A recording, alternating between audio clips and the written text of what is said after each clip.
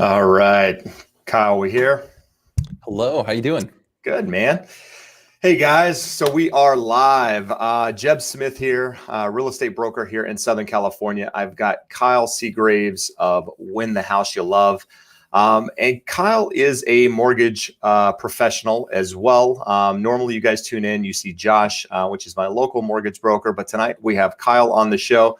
Kyle is a YouTube star, so we are going to pick Kyle's Is brain that the tonight. introduction we're going with? Yeah, we're gonna give you an opportunity to say your piece here in just a second. But no, Kyle puts a lot of great information out there, guys. If you're looking to buy a home, sell a home, first time home buyers, FHA, VA, really anything related to loans and real estate, his channel is one you should definitely check out. And I'm a big fan, and I follow your stuff, and I think it's easy to understand. It provides a lot of clarity. There's not a lot of BS in it, which I think you find a lot with YouTube, and I think you get a lot of people probably telling you that there's no fluff, and it's just down to the basics. And I think, me being in the business as a professional, I can appreciate that, but I think a lot of people can as well, and that's why you've done so well. But I would encourage you guys to go check him out if you haven't done so already. I put a link in the bio or in the comments, which I'll continue to do. There's one in the description. But Kyle, take a minute and tell these people who you are, man.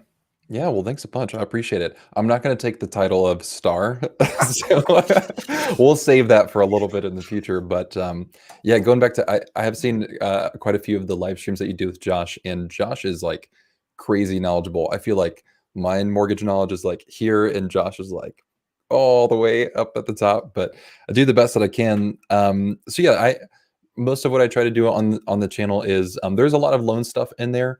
But then also kind of branching out into general home buying.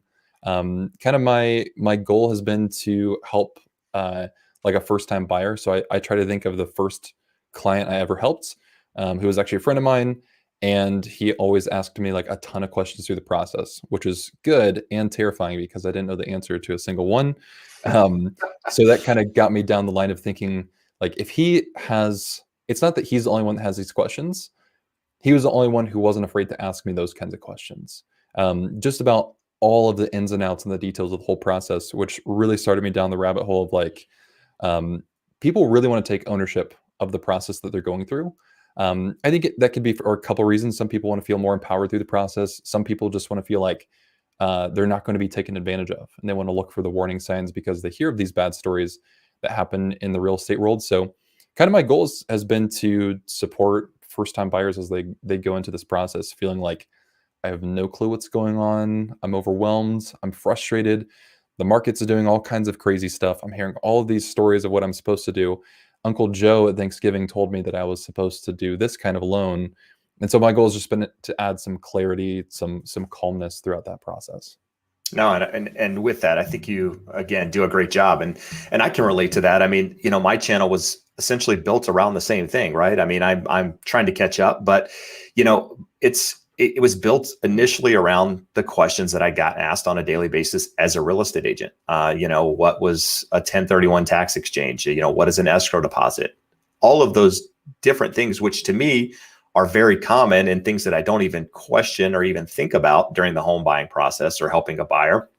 But then I was like, well, if they have it, chances are a lot of people have it. And so kind of started down that. But what I found is a lot of people are really curious about finance, right? Because I think there's this, I think the millennial generation are those that want to be educated in the process more so than anybody ever before. They want to be armed with information as they go into the process. They don't want to necessarily just, have the person that they're working with teach them as they go. They want to know going in, kind of where they should be, and then take that information and then be able to use it based on what they've experienced, and maybe, get another opinion or what have you. And so again, I think you've done a great job in doing that. And, I appreciate it because, again, the more educated people are, the easier it is for us as real estate agents to have a smooth process. So yeah, one note on that real quick is I think kind of what you brought up too is that idea of collaboration. What I found is like realtors, I think people don't have as much friction on the real estate side because they can kind of collaborate with the realtor, right? We're going out and seeing showings. or maybe we did a listing appointment. There's a little bit more one-on-one interaction that's happening. And what I see so much on the financing side is people saying, I don't hear back from my loan officer, or my loan officer just sent me a rate. Like there's no collaboration going back and forth. And so it becomes very oppositional, or we feel like we're working against each other. No, Or at least that's good. a lot of buyers looking for loans, I think, experience that. Because a lot of loan officers just don't, they tend to just kind of take in information, throw it back. And then to the buyer, it feels like they're just saying good luck, instead of actually working on a plan together. So I think kind of what you were mentioning is, yeah, there's so much that people want to know about financing because they feel like they're not able to take ownership in that process because somebody else is just driving it for them and they get no say in it. No, it's good. I mean, you know, I'm a pragmatic guy by nature, right? I mean, numbers make sense to me, and so I think, as you know, most loan officers, and not, this isn't going to be everyone, but I think most people that are in your side of things, they deal with numbers all day long. So, you know, they're probably more pragmatic than aesthetic, and so, you know, it's hard to convey, you know, certain things when talking to people over the phone or through Zoom or what have you. But as a real estate agent, when you're out there going and showing property, you're having that interaction, like you said, and you can kind of show a little bit of who you are and build that trust and rapport. Whereas, like you said, the opposition of not having that on the mortgage side is, you know, it could create not friction, but it's not as easy to break down those walls, if you will. So it's good. And again, the more armed people are with, you know, I think there's almost this idea that, you know, the more that people know, it's almost, you know, I think that there's realtors out there and there's mortgage people out there that had rather the buyer not be as informed, right? Because it, you know, it almost feels like they're, I don't know what the right word is, but, you know, they're not really controlling the process, so to speak. And so I think, you know, that's one of those things, and why a lot of mortgage people and real estate people don't go through the education process. They just don't take the time to educate people through the process and help them understand. But on the other side, I think, yeah, no, 100%. It's a lot easier, but that's enough of that. So, you know, I think you know, you're in Ohio. We're in two different markets entirely. You know, couldn't almost be further apart in the United States, right? But I think we're probably both seeing similar markets with regards to housing. I mean, I know our price points are a little bit different, but, you know, what are you, you know, I know you get a lot of people commenting on videos and reaching out for advice. What are you telling people at the moment, you know, in a market like this, right? Where there's chances are you're going to put in an offer, and it might be a strong offer, but you know, you might be competing against other people and you might not get your first house. Like, what kind of conversations are you having up front with people when talking through the loan process and helping educate first-time home buyers? Yeah, this market's super difficult. And instead of going with the more tactile advice, I kind of want to slip into something a little bit more esoteric. Okay, let's do it. Because sometimes I think we can get so focused in on like the guidelines of what should I do to my offer and things like that, that we kind of miss out on some of the whole scope of everything. And something that I've been trying to transition to when I'm talking with people, especially when they're feeling the frustration, is, and I just posted a video about this today with a guy I did some coaching with, talking about the idea of how urgency creates this false sense of importance. For instance, a home has 60 plus offers on it. Well, that just created urgency. And now we feel like we have to purchase a home, right? And then we get really disappointed and frustrated when things don't work out. But we didn't actually spend any of the time focusing on, is this actually an urgent situation? Right. Sometimes a lot of people stumble into the home buying process. And for a lot of people, they need to move because of necessity. Completely get that. Job change, family change, something happens where they have to move from where they're at. But for a lot of people too, home buying is something that is more on the want side than the need side. And advice that most people in the real estate world are not going to give is to sit back and wait and be patient. Right. But I think that sometimes the best advice that we can do is actually, let's slow down and figure out, why are we buying in the first place?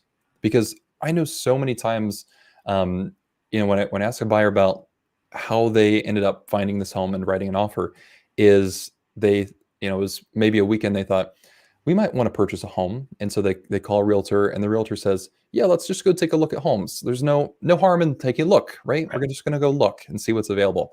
And then they're there at the house. And then the realtor says, well, there is already 5 offers on the home.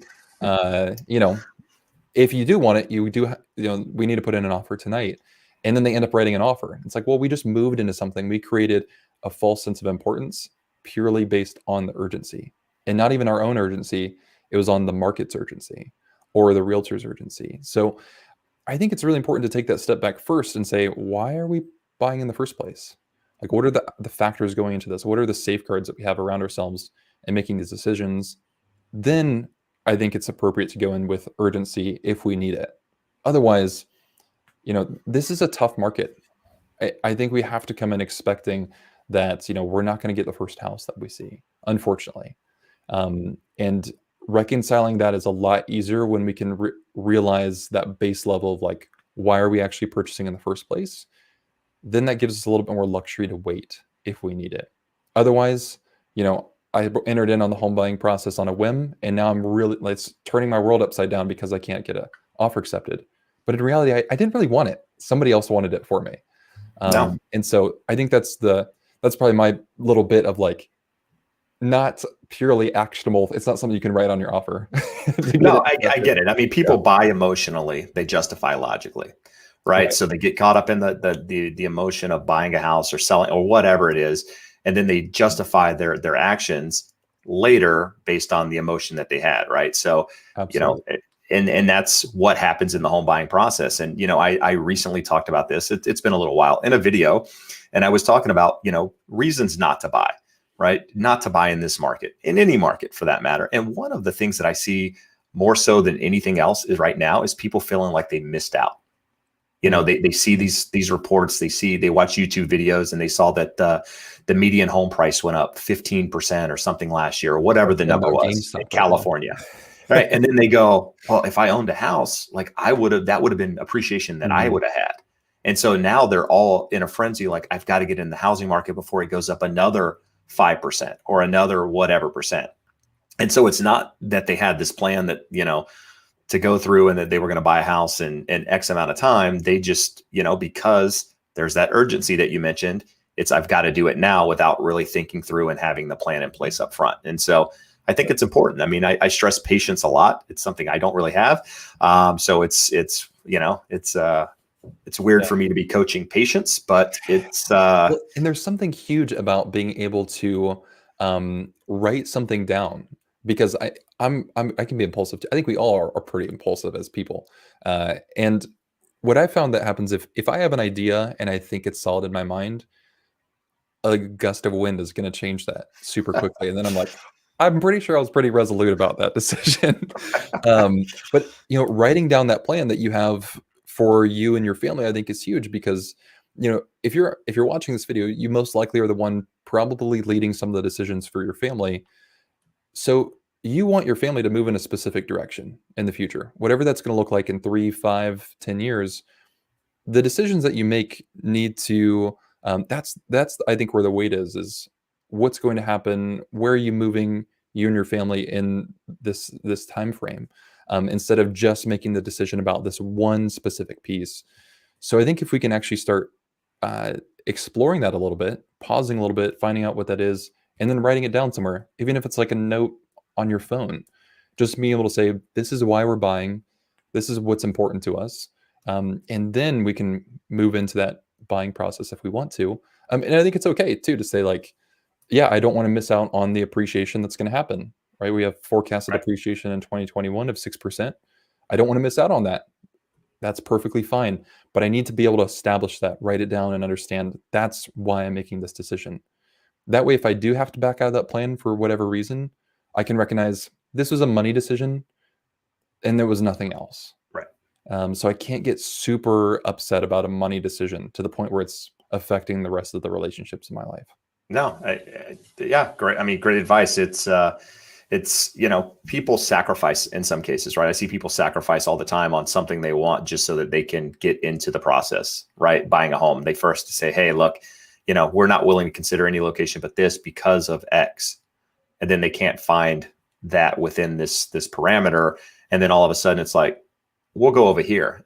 And we have the conversation. Well, you said initially, like, you would, like, that wasn't even something you would even consider. Right. Well, yeah, but now, like, we know we can't get it here, so we're willing to do that. And it's just, it's a lack of availability that's in the market that will eventually change, right? I mean, as the market picks up steam in spring and what have you, probably going to see some more inventory come to the market. That doesn't necessarily mean it's going to be easier, just means there's going to be more homes to choose from. So you might not have to make that sacrifice. But again, it's one of those things that people kind of jump to the gun in some cases. But nevertheless, I mean, great advice, man. So I'm going to jump to a couple questions here. Cool. We got some what's up bros and some hellos and some. I see lots of familiar names. These are all people names. Probably coming from you. Yeah. I think this is a solid question to start with here. This is from LAP. Oh, I saw the hey, what's up, man? I was like, all right, solid question. Well, we can start with that one. But no, let's pass Charles up here, and we're going to go to LAPD. So LAPD asks, do you recommend using a 401k for down payment? So let's also discuss one of the things that came up in the CARES Act, right? So in the CARES Act, there was this, I don't remember it exactly, and maybe you do, that you could pull money from a retirement account up to, I think, $100,000 tax-free for, I think, basically anything, right? I mean, at that point. Now, I don't know if it relates to housing or not, but I'll let you address the 401k question, and then you can kind of add that into it if it relates. Sure. I'm not super familiar with the CARES Act when it comes to 401ks. But what I would suggest is, instead of doing a lot of people do withdrawal of their 401k, it's a lot better to do a 401k loan. We don't want to entirely pull that money out of its function and its use, because when we use a 401k loan, number one, that monthly payment is not counted in your debt to income ratio. So it's not going to affect how much you can afford. And you're paying back interest to yourself. So you're also, kind of with the interest in the potential gain that you're getting on your 401k, ideally those are going to even themselves out. Or worst case scenario, you're paying a very little cost for that actual, quote unquote loan that you're getting. So I would always go with the loan option. Something you do have to be careful of with 401k is, if you do choose to withdraw for whatever personal reason you have, your 401k does have a terms of withdrawal, and your lender needs to see that. So some 401ks don't allow you to withdraw money in connection with a purchase. I don't know why, and some do. For the most part, most do. I've never seen one that doesn't allow it, actually. But it's something that the lender is going to have to check. So I would choose the loan option over the down payment option. Okay, and so over the withdrawal option. Gotcha. So just to be clear, so the withdrawal option means I'm just taking the money out, I'm paying taxes on that withdrawal. So, at the end of the year or whatever, when I file my taxes, I'm paying the taxes if I'm less than a certain age or whatever for early withdrawal on that, versus the loan, which would be, I'm just loaning myself the money and I'm paying it back based on a schedule that the 401k sets up for me. Yeah. Okay. And it's secured against the 401k. Got it. Okay. And I honestly was under the impression that I thought that you got hit with the DTI on that, but I used to think that too. And somebody corrected me, and they were like, I don't think you're right. And I looked it up, and sure enough, I was wrong. Oh, well, there you go. So yeah. I learned something valuable. So I think to answer the question is if you don't have the money sitting in cash, and your plan is to buy a house, that might be an opportunity for you to take that money out and put it in a property, right? I mean, right now, the stock market's is going gangbusters. So who's to say how you're going to make more money? But at the end of the day, you've got to put shelter over your head. Stock market. Exactly.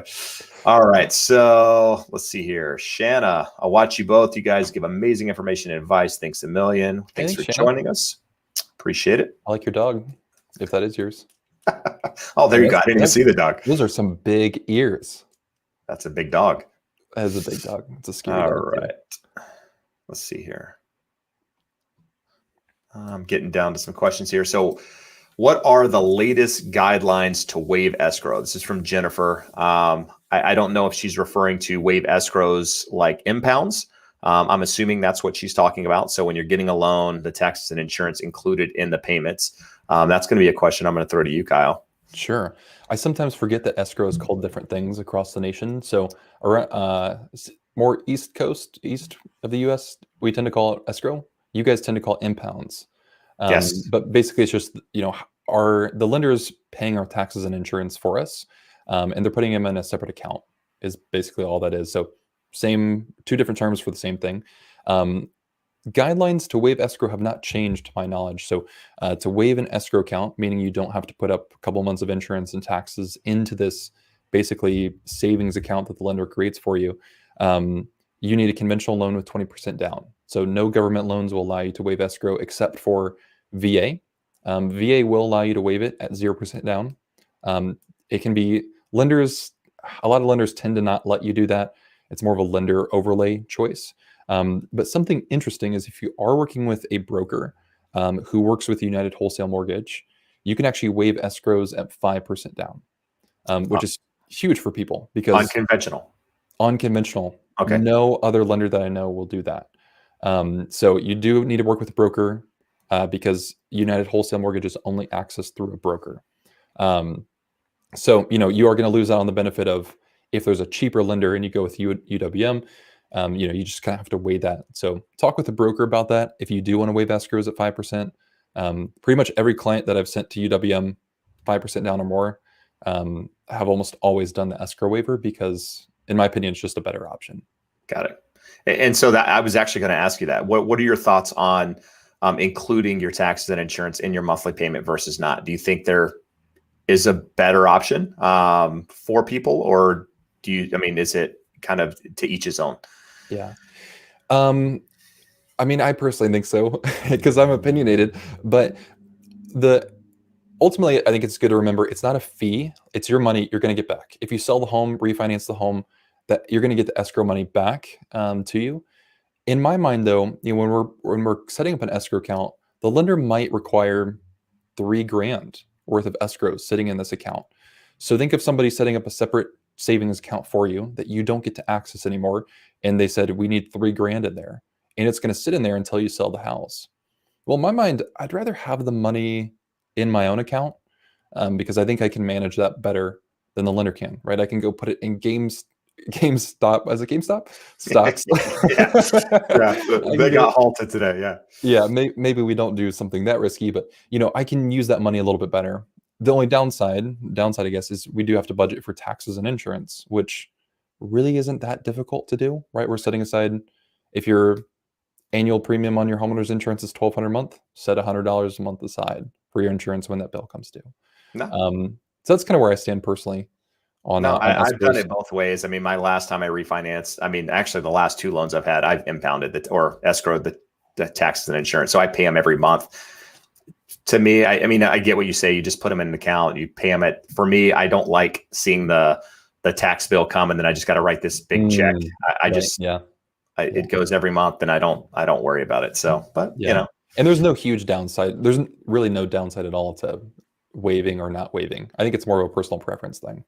Right. All right. So Jose is asking any updates on the $15,000 proposal. So I assume Jose is referring to our president. So President Biden's potential first-time homebuyer tax credit, where he mentioned as part of, when he was running for president, this is one of the things that he proposed or something that they would consider and put out there to be voted on and what have you. So my understanding is that there's no mention of that yet. But anything that you've heard on your side? No mention. Still has not even been drafted into a bill yet. Yeah. So we'll see.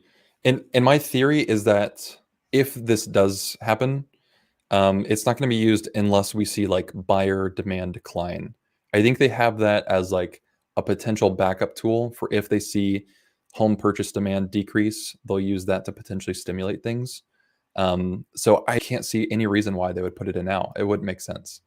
I agree. I'd never really thought about the stimulus aspect, but it's a good point. It would definitely push more buyers to come into the market. But right now, adding anything additional to this market with regards to, increasing buyer demand in a market that's already crazy buyer demand would just create. I can't imagine the problems that would potentially create. That's what happened. Bush and Obama era, beginning of Obama era, they did that tax credit. Was it 8,000, 7 or 8,000?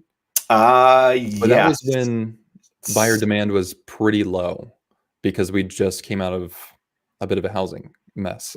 Correct. And that one was done a little bit differently too. I think you got that one back like on your tax returns and what have you. This is kind of Yeah, a you still had to proposal where front you the don't money. have to actually come up with the money, which to me seems absolutely insane. But you know, Yeah, again, I'm not even sure how it would it's work. But it's a politician talking point. It doesn't have to make sense. no, absolutely, and it doesn't. And Yeah, just yeah, understand, Jose, that if it does come to light, it still has to be voted on, right? You got to get both the House and the Senate to agree.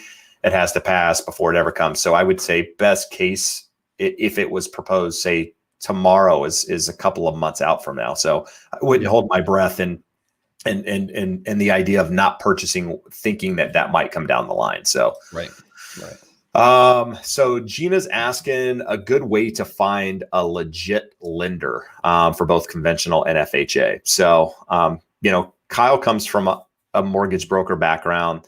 I am biased, right? Because I have the same background in the mortgage as a mortgage broker. So, I think we're both going to tell you to find a mortgage broker to have that conversation with. Josh and I have this conversation all the time about, it's always good. Even if I refer my lender to someone, I tell people, get another option, go to a bank, go to a credit union, talk to another broker, compare interest rates, compare fees, and see where things stand. And at the end of the day, there's probably, in this type of environment, this type of market, probably not a lot of variability on rate, on fees in a lot of cases. It's really going to come down to, if there is a difference, it's not going to be that substantial. It's about finding someone who you trust, who you communicate well with, who picks Right. up the phone, who does a lot of the things that seem like they should be done when any kind of service related business. But honestly, it's harder to find than you might think. So, Yeah. what do you I think the recommend reason in for trying to that. find someone, Kyle? Yeah. So I think the really good thing to do is and it's hard to find this sometimes, but for instance, I know Josh. I don't know him personally, but I believe he uses MBS Highway. I'll talk about that in a second. But I know he at least does mortgage comparisons with people, right? It shows them different Yep, loan yep, options and yep. compares them. So there are tools that loan officers have available that will actually, they can plug in 3 different loans, and then it will show you the net cost, show you charts and everything like that. And the two big ones are MBS Highway and Mortgage Coach. And you don't necessarily have to know those softwares. But there is MBS Highway, who creates one of those softwares, recently started a certification program called Certified Mortgage Advisor. And you can actually search for somebody who's been through that program and certified. And all of those lenders should be using that kind of software. So you would expect when you get a quote from them that you're going to see a full breakdown of all costs, and they're trained on really great strategies. I haven't been through that training yet, but I've listened to enough of.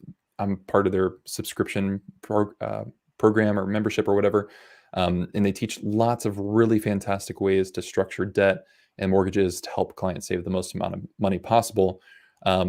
So they teach a lot about how to become not a financial advisor, but more of a debt advisor or debt manager, because that's what we do with mortgages, right? Yeah, absolutely. A mortgage is not sexy; it's debt at the end of the day.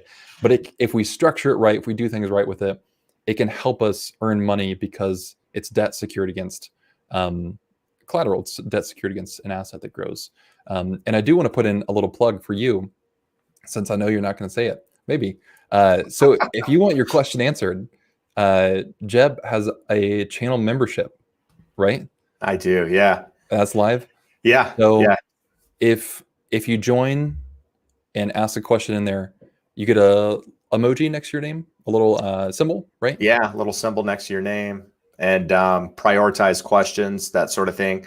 We're also going to do, I haven't added it in there, but I am going to do a coaching, like not a coaching, but a live feed for those people once a month, right? So I can just Cool. talk to them one-on-one, have a conversation, and answer questions directly. Because I think, as many questions as you and I get in comments on videos, and for those of you just tuning in right now, Kyle from Win the House You Love, great YouTube channel. I advise, I would recommend checking it out. But, what I would say about Kyle is that he goes through and answers all these questions.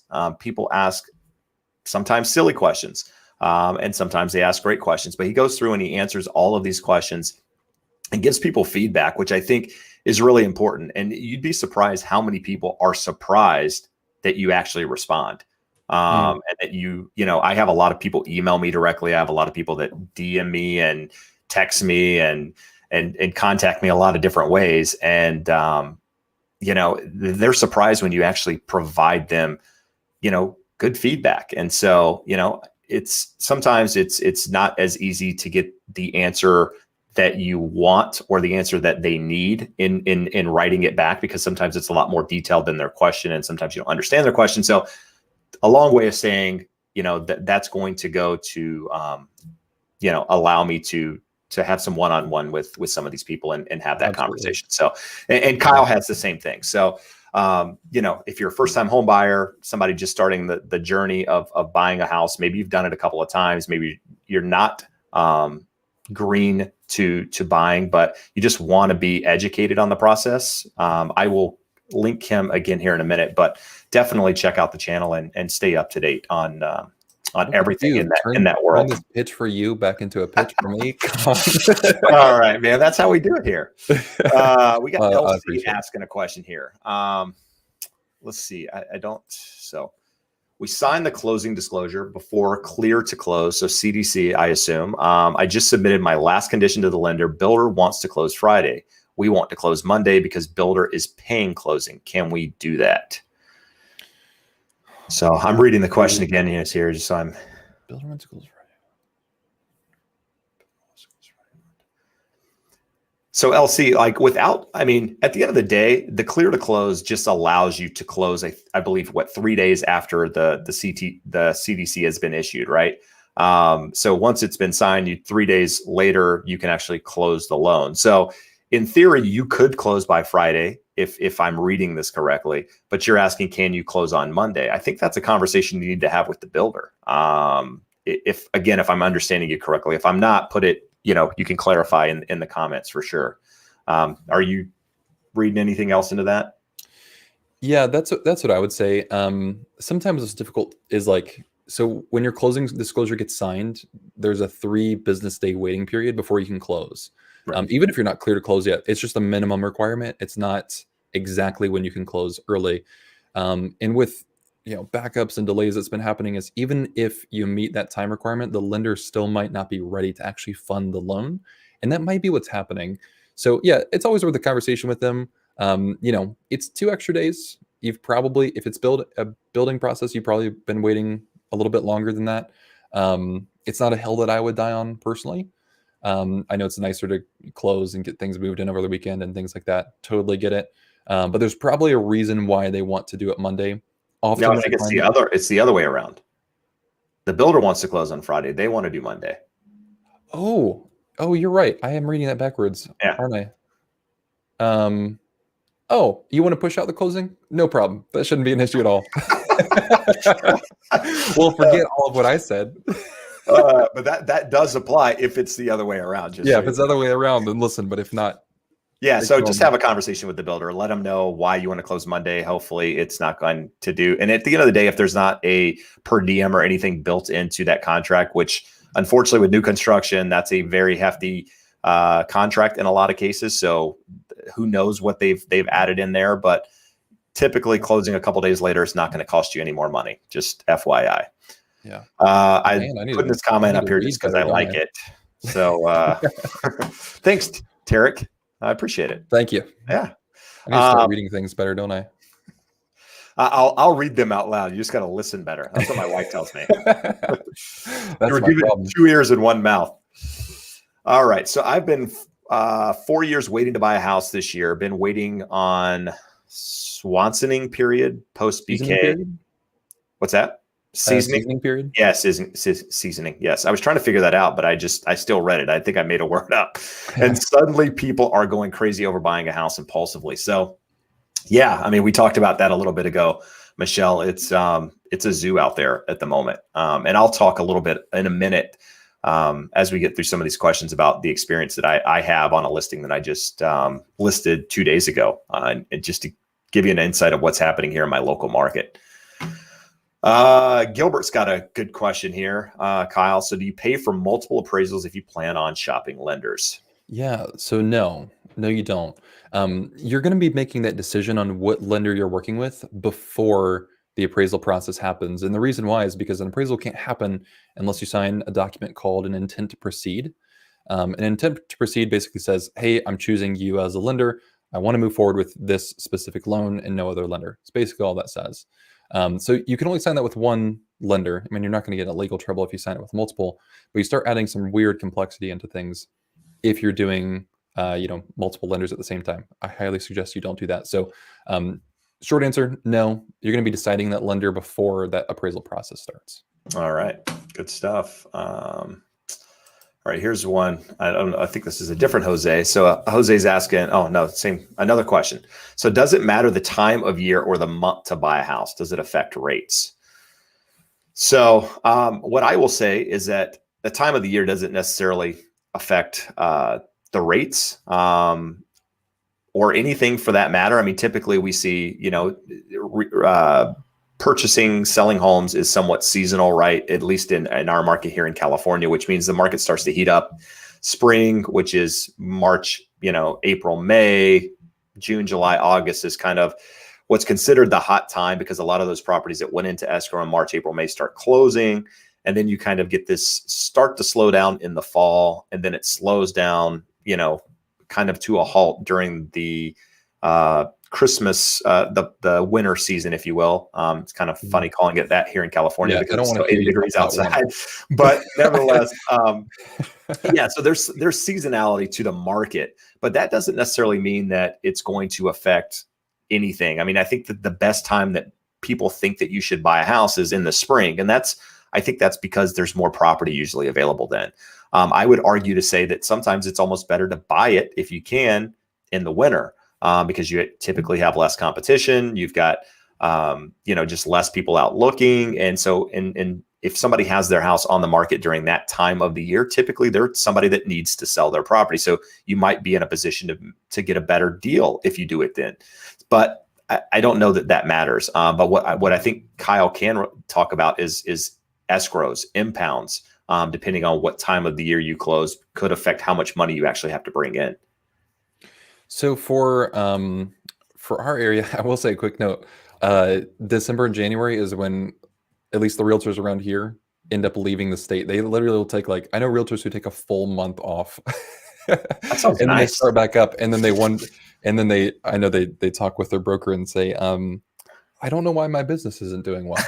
You took a full month off. That's why. You asked about impounds and escrows. So for us, what changes during the year? Like between buying a house and say, January versus June versus December, is there anything that would change on an annual basis to the housing market that you can think of? For the most part, no. I mean, rates aren't going to change. Qualifying isn't going to change.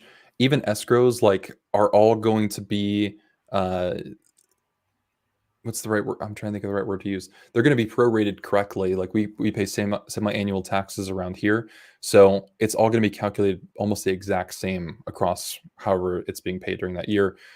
Even if you're paying more into your escrow account, depending on the time of the year, you're getting a proration credit that's going to match it. So it all nets out pretty even. There's nothing I can think of from the top of my head unless I'm missing something huge. Yeah. No, the only thing I can think of is, say, for example, when you close a property in California in, say, the summer, June, July, you typically have to bring in, or is it closer to September? I can't remember, but during one of those months, you have to bring in almost 9 months of your proration taxes to set up your impound accounts. Are you guys annual? We pay twice a year. Okay, interesting. So, yeah. And do you not get the tax proration credit back for that period of time too? No. For a portion of it? No. I mean, Really? for whatever you paid in, if it's paid in and you're, then you could get a proration, but not unless I'm understanding unless we're talking about two different things. So there are times of the year where you only have to impound, say, 2 months of your property taxes. And then there's times of the year where you have to impound, say 9 months. So the amount of money that you have to bring in closing during certain times of the year change if you have impounds or escrows. So that's really the only thing. We just took 5 minutes to get around to saying that. But outside of that, I think it's all pretty, there's not something that I would say, you need to buy a house by this time of the year or you're going to have, these issues. I think we're both we haven't had this conversation, but, I'm a believer that interest rates are probably going to stay somewhere close to where they are right now. Right. For the next year at least. And that could change a quarter here and there. I mean, to me, 0.25% up or down isn't really a change in rates to me. It's just, that volatility in the market that just happens, just like the stock market, right? It's just things happen in the market that change rates. So, you can't predict rates. And so with that said, I don't think there's a lot that's going to change in the market with regards to rates or affordability. So it looks like Jennifer Lego, now a HomeWise wizard. Look at that. Welcome to the Jeb Smith Club. I like it. We'll show that. Boom. Thanks, Jennifer. She gave me my first super last week too. So I like that. All right, Jennifer. I don't think we have anything coming from her. So let's go back up here. We got a couple more questions here. Actually, we got a lot of questions. I'm just trying to weed through these. I need somebody to take over here. All right. Do you have any mods yet? I do not. I'm getting there. Some mods. Getting there. There are some interesting chats in here.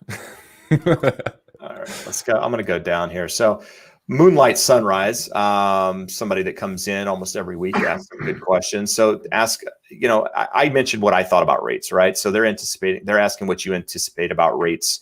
Do you think they're going to stay where they are for say the remainder of the year? What do you think is going to happen to rates just overall? Yeah. Great question. I think there is 4 factors that I want you to consider here. 4. Right. Let's see if I can do 4. First thing is the Fed has been committed to purchasing mortgage bonds over the next 2 to 3 years. They've been purchasing, or at least they said they were going to purchase $40 billion a month, which is ridiculous. And so basically, mortgage bonds, everyone's house eventually is packaged into a bond that's sold. And so the more people that pay for it, what ends up happening is bonds have an inverse relationship, price and rate. So if the bond price goes up, the rate goes down. So Federal Reserve purchasing more bonds means price goes up on the bond, rate drops down. So short answer or long answer to say the Federal Reserve is keeping interest rates low by buying more mortgages. And then there's also this interesting relationship between the stock market and the bond market. So right now, stocks crazy high. They've kept climbing even amidst the pandemic. So stocks and interest rates tend to have an inverse relationship too. So when stocks do really well, interest rates tend to increase. Right. Okay. So when stocks go up, interest rates go up for the most part. We add another factor in there. What's driving a lot of the economy is the pandemic, and specifically the vaccines that are coming out. So we saw the stock market respond really well to news of a vaccine. That's why we're seeing such crazy growth with the stock market. So good news about the pandemic increases the stock price and in general stock prices and increases interest rates. We can also see the inverse. If we see bad news about the pandemic, stock market drops down, people move their money into bonds, increasing the price, lowering the interest rate. Right. So I think the pandemic's going to drive a lot of this. Overall, what we're seeing with the stock market is there's an index called a Citigroup Panic Euphoria Index, which is basically saying investor sentiment. And right now it's at I believe it's at a historic high for euphoria. And basically what that means is when it's all the way at the top of this chart and all these investors are euphoric, it's a bearish indicator, meaning there's an anticipation that there's going to have to be a pullback. And I forget who said this. There's this fantastic quote from, was it Warren Buffett? No, I don't think it was.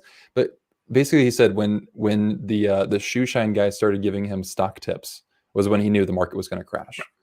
When it's everyone on Reddit is investing their money into the stock market. Okay, now there's so much euphoria in the market that there's a pullback expected. Right. So with the Federal Reserve contributing so much money into bonds And with a potential downturn or a correction that we should be seeing in the stock market at some point in the next 2 to 3 years, that's good news for interest rates.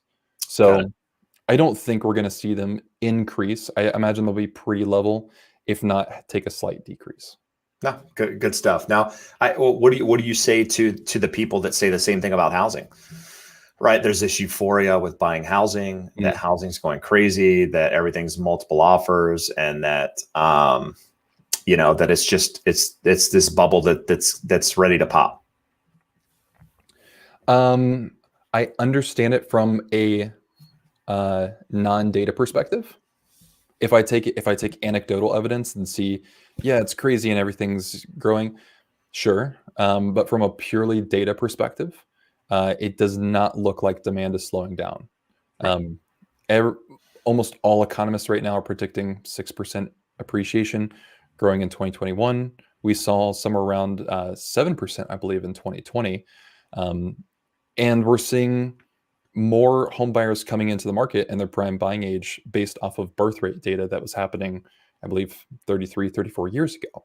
Yep. Which is now where we're having majority of millennials coming into the home buying conversation. So the data doesn't really support a downturn. We're seeing homes still appraise, even for these crazy overbidding prices. So I just don't see it in the data. However, I'm open to being wrong.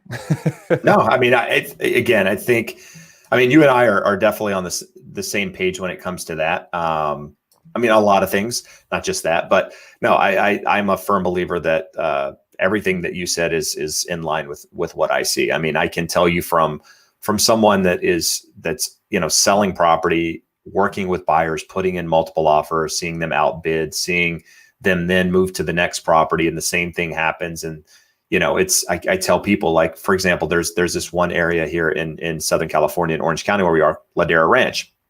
And so Ladera Ranch is kind of this big family friendly area, right? If you have kids and I personally am not a fan, just because it's far from the beach and things that I enjoy, but it's a great area if you have kids, because a lot of the families have kids and so on and so forth. So, I have some clients that are looking in there, and, they're at about $1,000,001 price point, right? And a lot of you guys could think that's crazy, but $1,000,001 price point.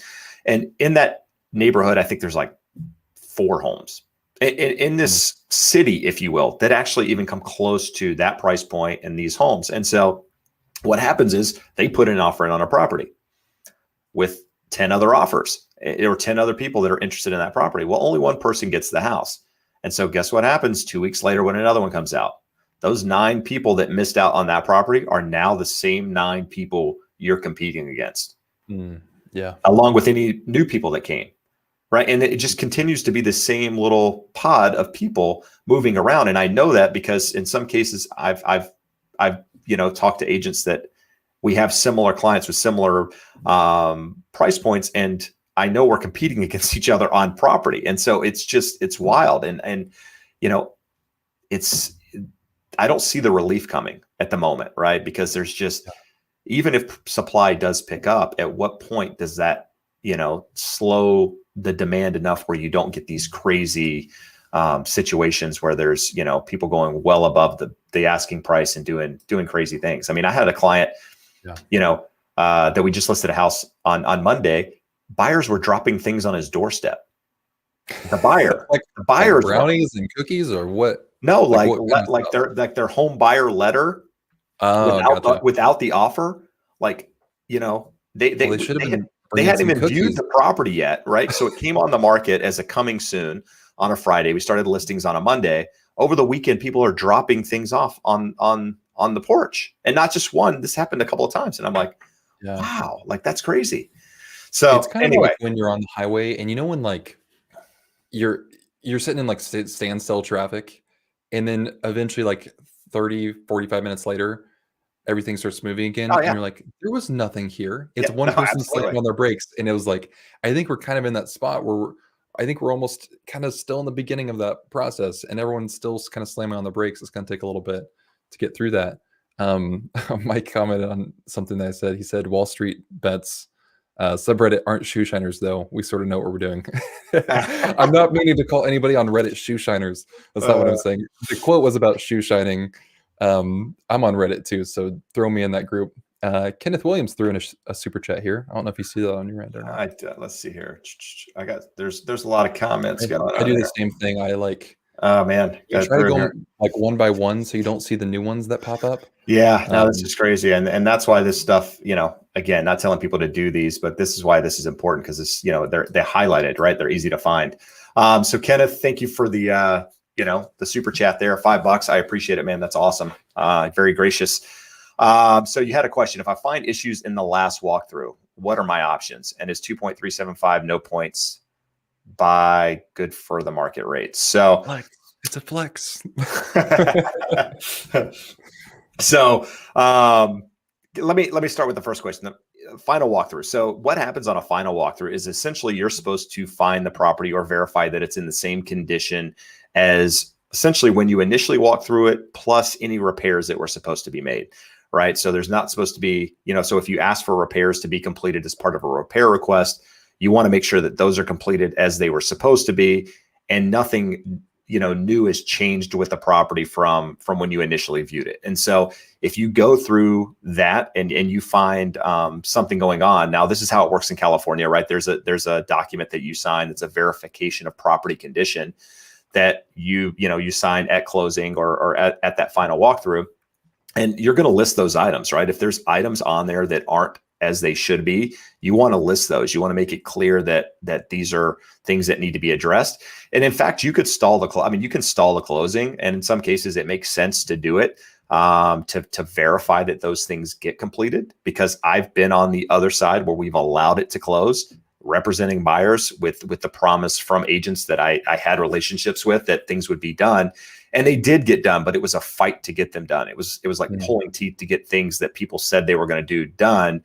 And so it's better to have them done up front so that you're not having that battle, right? I mean, because as a home buyer, it should be exciting, right? You should be able to close and have this this joyful, if you will, feeling. And when you have to get in there and things are wrong and you've got to deal with contractors that, dealing with issues that weren't your problem to start with, it's just kind of a letdown. So I would say try to get them done before closing, but you can hold up closing because of that. So that's the first thing. And is 2.375 no points good? Yeah, absolutely. I mean, I don't even know what kind of loan you have, but I would say that's a good loan. I think most loans that are getting down in those rates are probably VA or FHA at this point. But Kyle, you can talk about that. Yeah, Kenneth coming in with a flex 2.375. You're solid. No worries there. No, that's great rate, man. So let's go back up a couple of these. I saw a good question here I wanted to ask here. Okay, so Mike's asking, how does a buyer's agent handle multiple clients when they represent putting offers on the same property? This is tricky. So I think you're asking, if I have, say, Kyle's my buyer and you're my buyer and you both want to write on the same property, how am I advising clients to do that? Who are you going to pick, Jeb? Who are you going to pick? Well, it depends. Me or Mike? Put a super chat in there.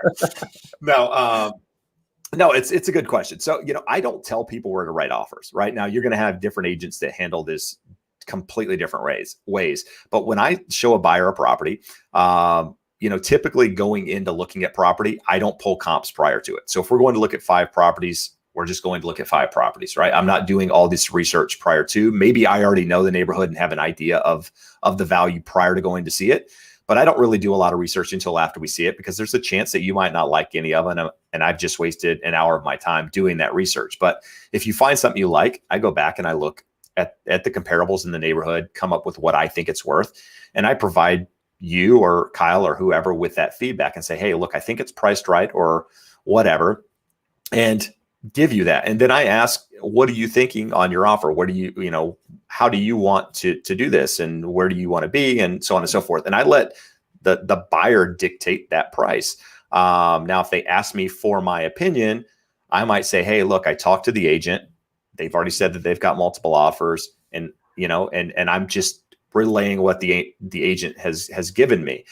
In most cases, they're not giving me a number, right? They're just telling me, hey, look, we have 5 offers and it's above the asking price. So I'm asking you that question. Okay, or do you want to risk losing this property? Are you okay if you do? And kind of walking through it. So I would do the same thing with Kyle in this case and have that conversation. So I'm never really telling you where you should be. I'm just kind of being a mediator between what you're saying and actually writing it down on paper. Now, if we come back and again, as an agent in state of California, dual agency, I can represent you both at the same time, but it's somewhat of a gray area, right? Because I'm supposed to represent you both to the fullest and not be able to disclose information that I know about one to the other and what have you. And so it's tough in some cases. And I will tell you that 9 times out of 10, or actually 99 times out of 100, I don't do dual agency or represent both sides because of this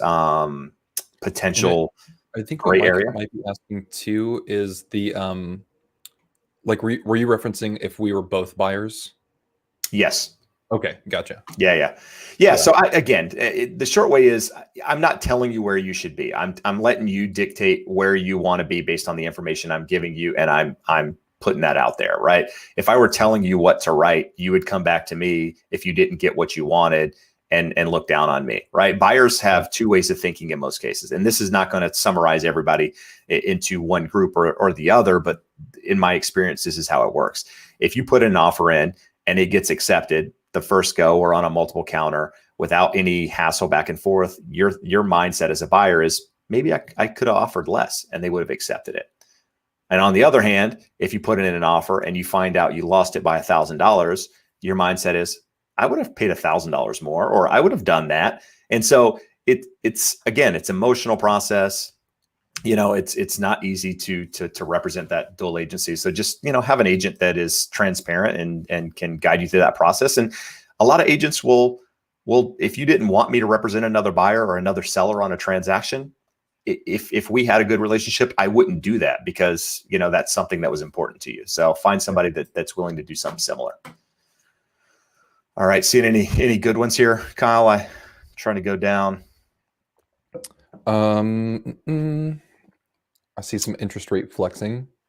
We got that. Here's one I think people can maybe. So Kay Dolan is asking if I can qualify for a home on my own. Is there any advantage to applying with a co-borrower, like a lower interest rate, or does it only increase one's purchasing power? It shouldn't affect your interest rate, at least not on any loans that I've priced out that way. The only thing it might decrease, and it's totally not worth it, is your mortgage insurance. Mortgage insurance tends to take in things like debt to income, how many buyers or how many borrowers are on a loan into account. But you're not going to save that much on mortgage insurance that it's worth having somebody obligated to an entire mortgage note. And for the most part, if I see two people, particularly like if it's a married couple and they're wanting to apply on the loan together, I'm laughing. I'll tell you a story here in a second. Now that I think about this, is I try to recommend if we can qualify with just one spouse on the loan, let's just do that and have the other one on title and not the loan. It creates a really good safety net because a good example, we have a pandemic happening. Let's say you miss a payment. It's not going to be on your other spouse's credit report. So you kind of have a backup net if needed. Now, sometimes when I had learned that I have to be a little bit more careful with that conversation because I've had people and they'll be like, yeah, I'm going to put my spouse on the loan because if I go down, they're going down with me. I've actually heard that. Yeah, and I'm like, okay, well, here's a number for a marriage counselor if it comes to that. Yeah, I mean, I would personally recommend doing that. There's no point of obligating someone to debt if we don't need them on there. I don't see any advantage other than having them on out of pure necessity.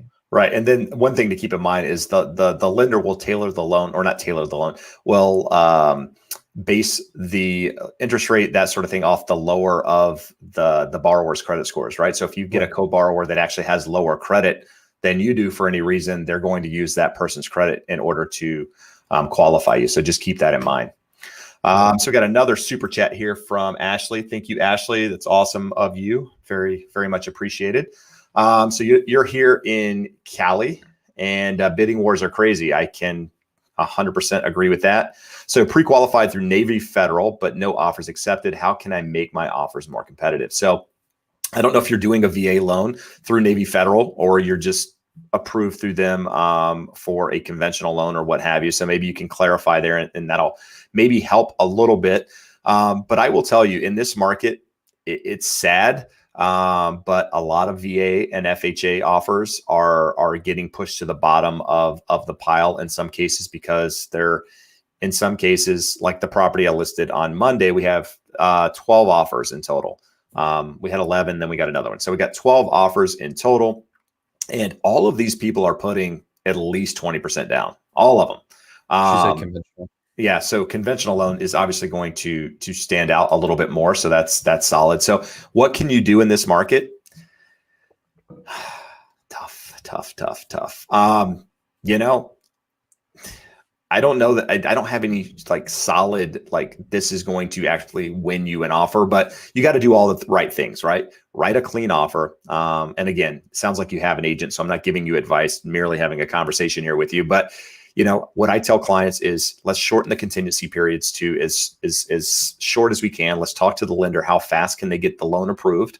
Let's talk to our home inspector. Hey, look, if we can get this into escrow, how quickly can we get that home inspection done? And try to tighten those timeframes up as much as possible. Maybe you offer a shorter closing date, even if the seller isn't open to it. Just the idea that you can show that there's a shorter time frame and they can counter you back to a longer one if you need it. Maybe you waive the home warranty.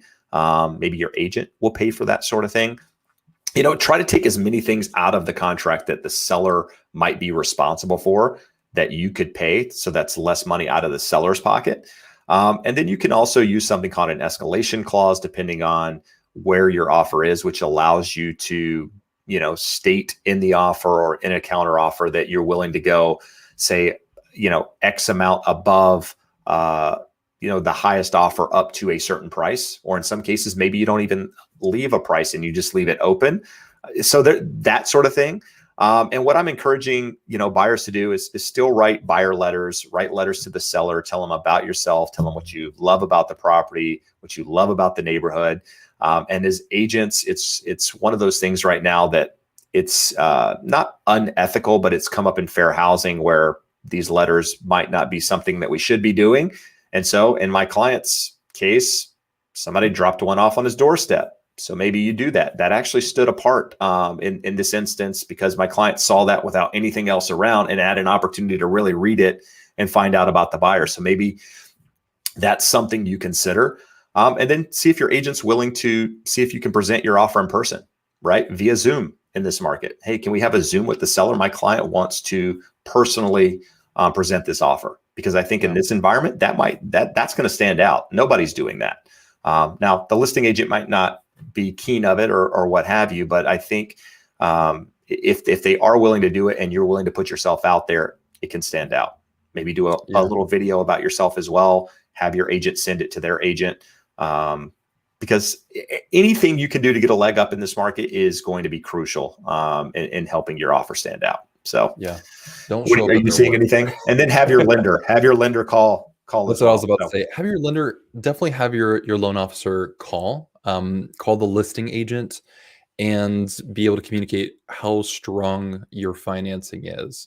They're not going to share any details about your finances, but I don't know about Navy Federal in California, but I know realtors who they'll advise their clients to not accept an offer if they're using financing through someone like Navy Federal, because they tend to not do a great job around here. So that could be a huge thing if your realtor, not your realtor, I'm sorry, if the seller's realtor has experience with specific lenders and they know one to close faster or more consistently than the other, they might recommend their clients go with that kind of offer, because ultimately the seller wants their money, sure, but they also want it to close. They don't get their money if it doesn't actually close.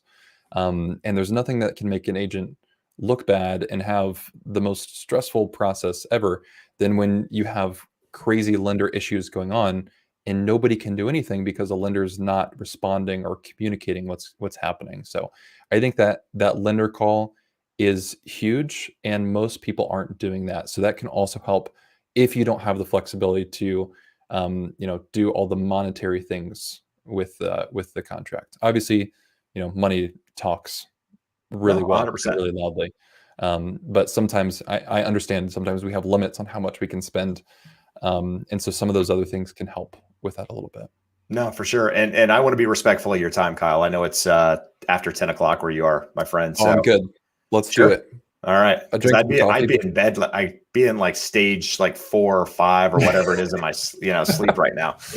I drank some coffee before this, so let's Let's get it. go. Just Let's keep get going. until the All crash right. comes. So All if right. I get really grumpy all of a sudden, you'll know why. No, that's good. Let's see here. I'm just Oh, looking through real some quick, questions, guys. Hernan Acosta said, "Don't forget to hit the like button." I And like it. if you haven't subscribed, Yeah, no, let's hit do that that up. too. And Let's do then that too. also, It's so much easier to pitch somebody else than yourself. for sure. I get that. But I just put Kyle's link to his channel out there. If you just search Win the House You Love on YouTube, it's going to come up. And again, great channel, great information. If you like anything that I put out, you're going to love the information that he puts out because he's way more detailed than I am. And also puts it on the screen and allows you to follow along versus a talking head, which is what I am. My videos are just me talking, your but videos are fantastic. Don't even. no, but it does good info. So, all right, let's go up here. We should just spend the next hour. We should just pitch each other's channels back. But I think that 161 that I see of people watching would dwindle quickly. All right, here we go. I feel like this is a solid question. So 1 stop, 2 SS, 2 super sport. Yeah. Can you rent a property if you still owe a mortgage on it? I'm in Texas. Yeah, you can still rent a property. Yeah, if you have a mortgage on it. It depends what type of loan you're going to be using, but you're going to need to be in there living in that home as your primary residence for a year, and then you can rent it out, no problem. Get another primary residence loan, no issues at all. The only thing you might run into as a potential problem is if you're trying to purchase with something other than a conventional loan on the second home for you, which is going to be your new house that you're going to move into, is you may not be able to use the rental income from that property to help you qualify on the new loan. If you are using a government loan, something like FHA is going to require 25% equity in the home that you're leaving to be able to use that rental income in qualifying. So it may be something that you run into with your debt to income ratio qualifying for a new home, because you will have to include both mortgage payments when you qualify. But other than that, that's what a lot of people will call house hacking. We buy a home with a primary residence, get a cheap rate, low down payment.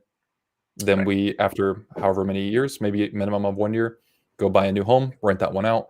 And now technically we're an investor, and we didn't have to go use an investment loan, which is much higher interest rate, much higher down payment.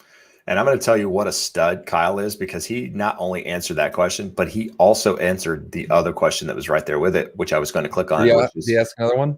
How many months do I have to wait to claim it as a rental income? So that was 2 different people, 2 different questions. So that should address both of those. So nice work there.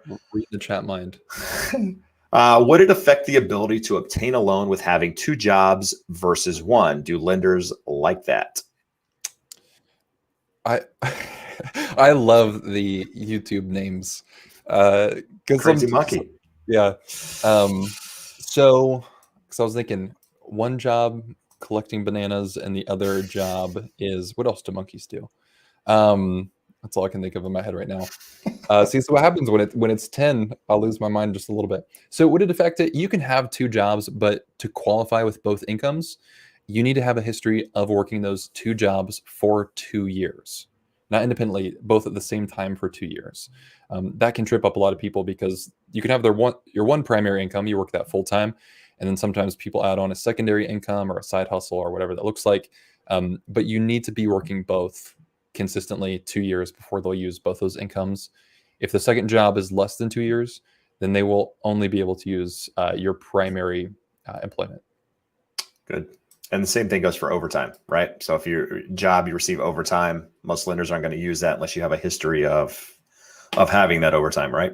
Or bonuses or what have you. Sometimes you can get away with 1 year, but it can be kind of difficult. You need some letter from an HR to actually show that it's going to be consistent. And HR tends to not like to write those kinds of letters. So yeah, 2 years is a good rule of thumb. All right. Adrian Adonis saying houses are going to continue to go up for the next 5 years. You know, I could see it. I mean, seems crazy. I could see it though. I'm not going to be that guy calling that yet. I already get enough stuff as the guy that was calling, like, you know, housing doing strong during this whole thing. And, you know, I can You're not only gonna imagine shorten the the housing market? comments. Yeah. All the comments that would come out if I actually said 5 years from now, the housing market was going to be strong. I know, isn't it rough? It's like you can say something that you've maybe mildly controversial, but even just having a basic opinion on YouTube and you just get blasted. Oh. Like, oh my gosh, I guess I won't say anything. Like, I'm afraid to say anything or else someone's gonna get mad. That's the game we play. Sarah has a question. Is an inspection a must do? So I'm assuming you're talking housing inspection, right? So when you purchase a property, one of the things you can do, one of the contingencies, you have an opportunity to do a home inspection, which if things don't go well, you have an opportunity to back out, not lose your deposit. So I recommend clients always do a home inspection. Even if somebody has done a home inspection prior to us and we have that inspection, I say it's worth it to get another opinion. One inspector might find something that another doesn't. To each his own on this sort of thing. But you know, the last thing, because there are things that you're not going to see visually with the eye, you know, and walking through a property that could come up during a home inspection. And so for the cost of what a home inspection is in California, typical home inspection, somewhere around $350 for your average price house out here. So, and I know in other markets, they're less than that. So I think for peace of mind, it's worth doing it. But I know in an environment like this, there are people waiving appraisal contingencies, inspection contingencies to help their offer stand out. But even if you're going to do that, I would still say get an inspection, just so you know what you're dealing with. And, you know, not to say that you could use something else to back out, but if there's something crazy there, find another reason to back out. You didn't hear that from me.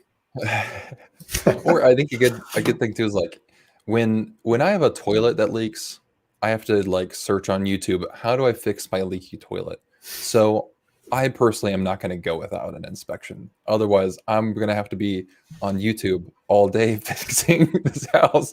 So I think it depends how handy you are too. Like I'm not going to make a judgment call on how structurally sound and put together a house is, but you might have a little bit more knowledge than I do when it comes to that. If so, more power to you. I just know that I should not be making that decision to waive an inspection for myself. No, for sure. It's you should know what you're getting into, and that's for certain. Harpreet is asking, realtor in Sacramento. Yeah, actually, I have a great realtor in Sacramento. If you'll email me, email is my name, jeb@jebsmith.net. I'll throw it up at the end of the video as well, but you can find it on my. There you go. Here we go. Hernan asking, how much in down payment and extra liquid funds percent-wise is usually sufficient for lenders to approve a construction to permanent? I don't know if you know about construction to permanent, so we might. I was reading. We don't do a lot of those here, so. How much down payments, extra liquid funds percentage-wise?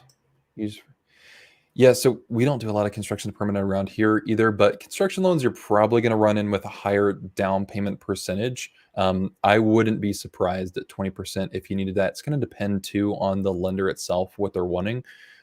Construction to permanent is going to be technically more risky than an end loan. An end loan is the builder themselves is going to be financing the construction, and you're just getting a loan to basically purchase after it's built. So you actually financing the construction is riskier for a lender. So you're going to tend to have a higher interest rate maybe in that draw period where draws are actually being given to whoever's building this. And then you're most likely going to be running into, I would imagine, somewhere between 20 to 30%, unless that's changed. I could be wrong on that since I'm not super well versed in construction to permanent. And Josh, I see your question right there. Give me 1 second and I will address it. And thanks for the super chat. What are you seeing with regards to funds needed on, say, a conventional loan?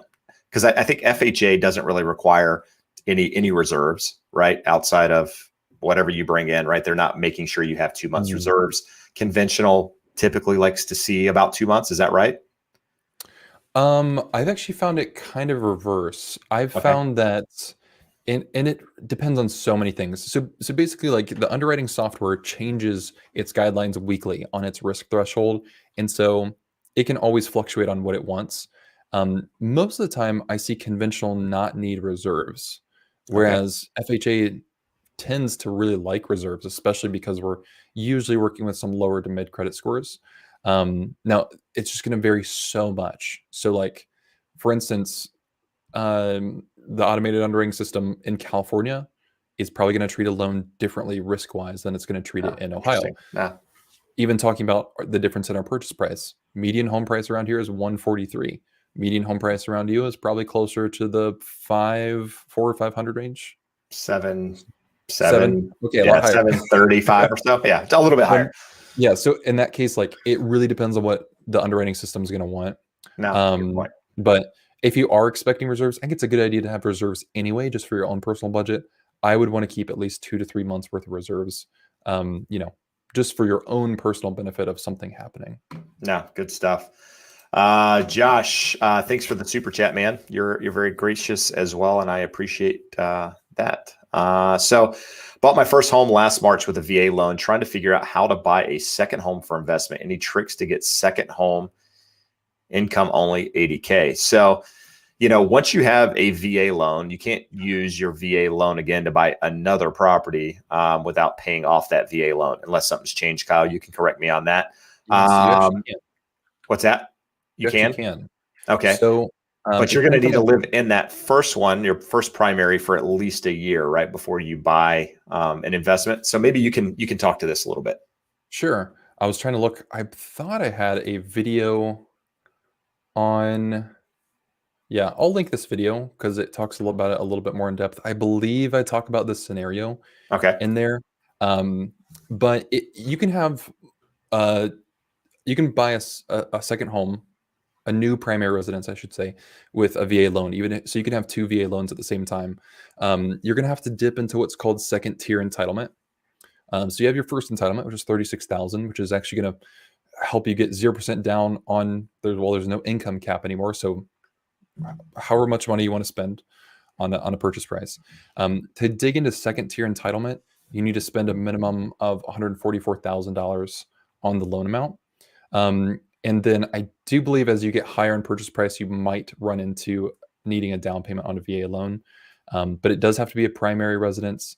And then the other question is, okay, so how to get um, to move into a new VA loan, you either have to show job relocation, you're going to have to show a change in family size.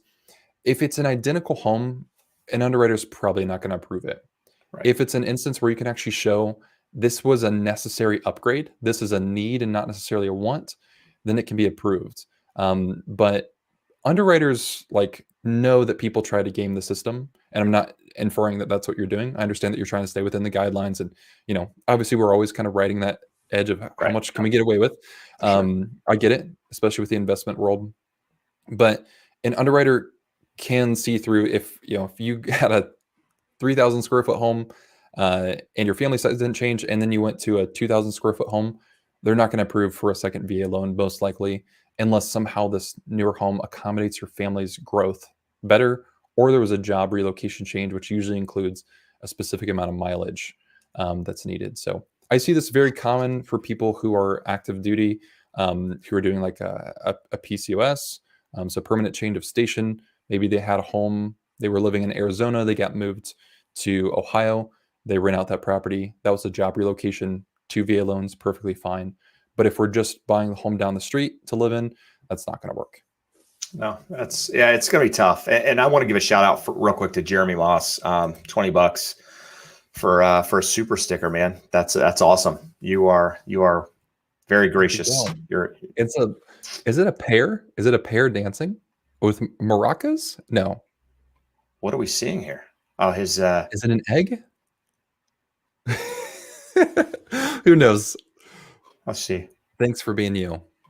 That's awesome, Jeremy. Hey, appreciate it. All right, let's see here.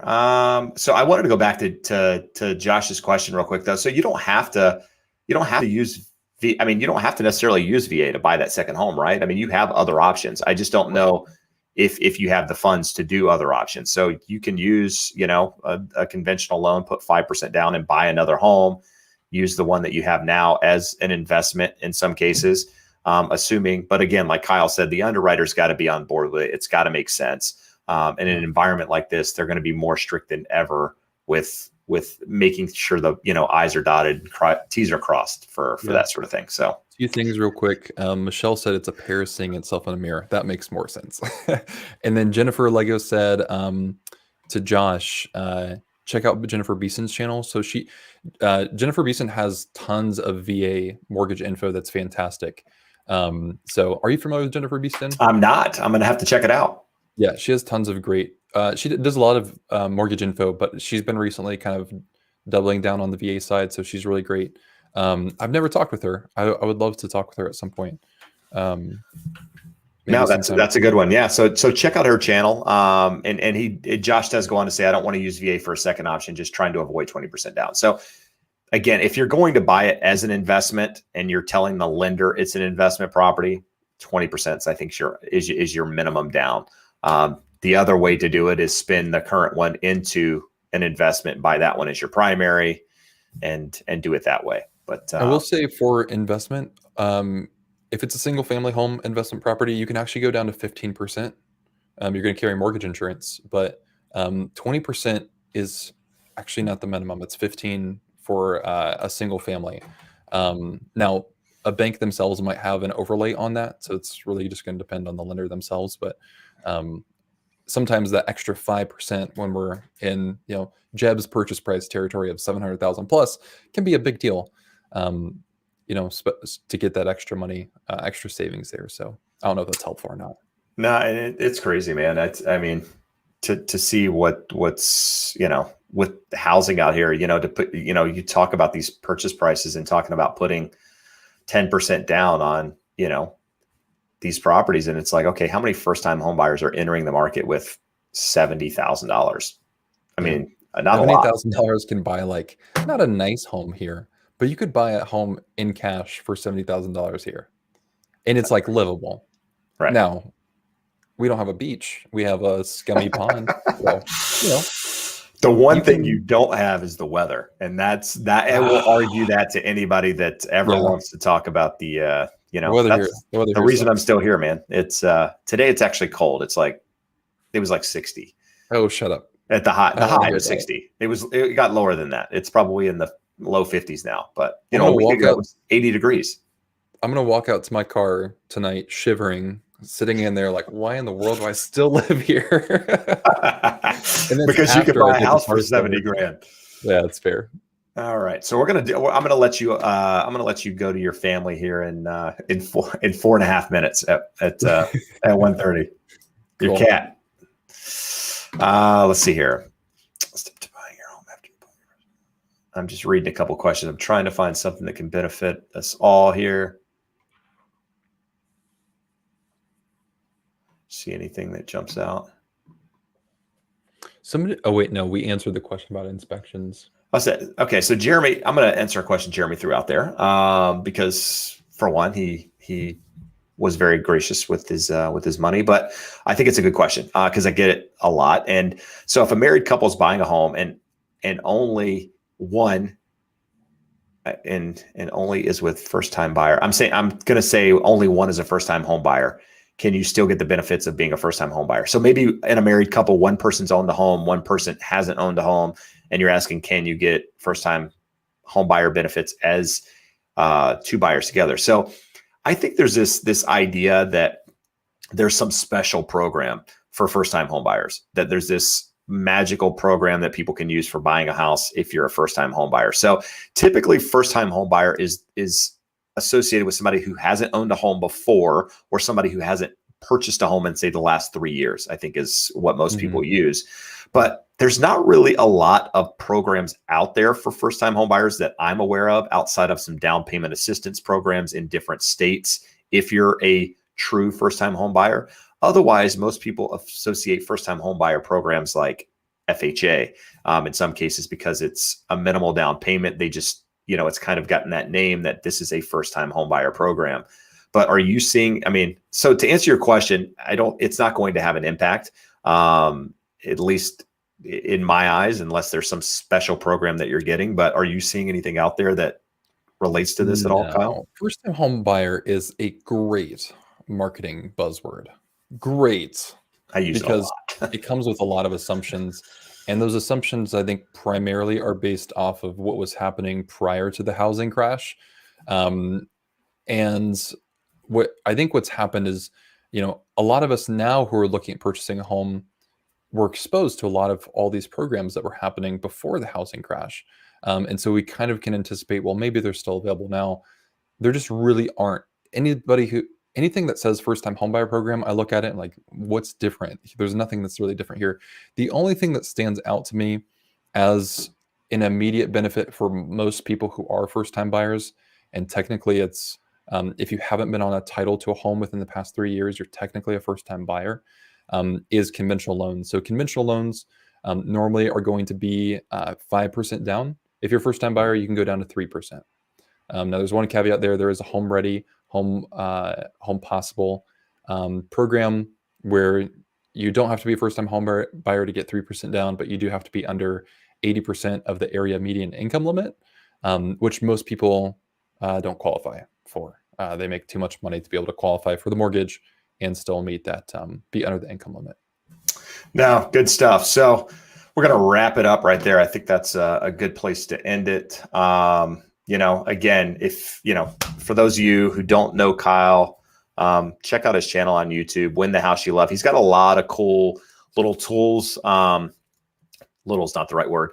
A lot of free tools that he offers to anyone that's interested. I put a couple of them in the description below. So if you check those out, there's a mortgage calculator. There's some other things he's offering. And I know he does. He's got some special things in the works that is going to help a lot of first-time home buyers out there. And I think probably 6 months out on that, 5-6 months out on that. Yeah, that's the goal. Trying my best. We're putting pressure on him, so he's done. Yeah, I know. Now I'm like, should I have said anything about it? Yeah, I'm working on what I'm calling a home buying planner. So basically, a digital home buying planner. My goal right now is to do two big things. Is to put out basically A to Z checklist for buying a house, so you don't have to guess what's next. So everything from starting the budgeting conversation, talking to a realtor, to changing the batteries in the smoke detector once you move in. So nice detailed A to Z checklist. And then the second one would be a loan calculator. Basically show you which one's the cheapest option. So you could put in 3 different loan offers. You don't have to try to do all the math of this one has a lower rate and this one has higher mortgage insurance. You tell it how long you anticipate being in the property, and it's going to say loan B is the cheapest for you in a period of X amount of years, is the goal. So I do have a developer working on that piece of it. And then the rest I have to work on doing on my own, because I did get a quote for it for someone to build it out for me. And it's probably going to be closer to the neighborhood of 30 to 40 grand. And I figured, you know what, I might as well learn how to do it myself.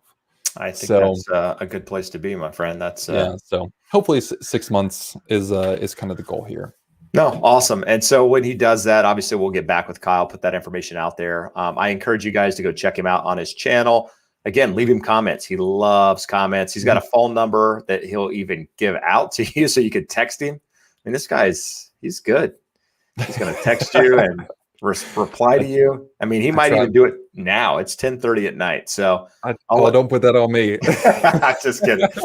But I'll link that number in the description below as well. Unless you want to throw it into the chat there. If people want to ask questions, you're open to do it and throw that in there. And I'll leave you with this. There was one person that I read a comment here in just a minute ago. So Jesse Spillman said, Kyle, my wife and I are sitting in the basement of our new house. Your help has been invaluable. So I think, there's nothing better to Kyle and myself, although we're doing doing the same thing, but a little differently than getting that sort of feedback, right? I mean, because the goal here has been to not only educate people, but, let them use that expertise they've gained to, benefit themselves and get into buying a home or refinancing or whatever it is and get some of, a piece of the pie. So absolutely. Parting words, Kyle. Yeah. I mean, I'll throw it back on you. As much as I reply to comments, you do the same. And I know that, just speaking to Jesse, first of all, congratulations on the new house. But like, I know that both you and I, our goal is to collaborate in the best way that we can with people who are looking to buy a house. And I think that you do it really well too. As a lot of realtors are out here just like being pushy and trying to pitch and sell things. And I can tell that you have the heart of somebody who's a teacher who's looking to see what's the best thing I can do to help people out, because you recognize and you see the frustration and the conflict that people are going through. And so I think that's a huge, testament to your character and integrity to be able to do that, to be willing to be helpful for people. And so I think it's fantastic, and I appreciate you for having me on here. No, So absolutely, man, dude. Thanks again for taking the time, and for all you guys for joining us. For everyone that gave a super chat, for those that became members, that is awesome as well. We will see you again next Wednesday. Until then, adios.